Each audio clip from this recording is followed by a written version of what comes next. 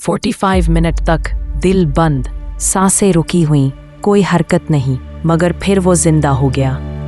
यह हैरत अंगेज वाकया अमेरिका के एक अस्पताल में पेश आया। एक शख्स को दिल का दौरा पड़ा और डॉक्टरों ने उसे क्लिनिकली डेड करार दे दिया, यानी उसका दिल, सांस और दिमाग सब कुछ बंद हो चुका था। लेकिन डॉक्टर्स ने हार ना मानी।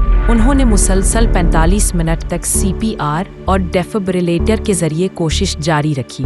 जदीद ठंडक वाली टेक्निक थेराप्यूटिक हाइपोथर्मिया ने दिमाग को नुकसान से बचाया और बिलाखिर उस शख्स ने आंखें खोल दी। माहिरीन हैरान रह गए कि इतने लंबे वक्त तक दिमाग को ऑक्सीजन ना मिलने के बावजूद वो शख्स मुकम्मल होशो हवास में वापस आ गया। ये केस आज भी मेडिकल साइंस के लिए एक मौजज़ा माना जाता है। क्या आप समझते हैं कि साइंस एक दिन मौत को भी शिकस्त दे देगी? कमेंट्स में ज़रूर बताएं और ऐसे ही दिमाग हिला देने वाले हकाइक के लिए फॉलो करें ब्रेन फ्यूल TV।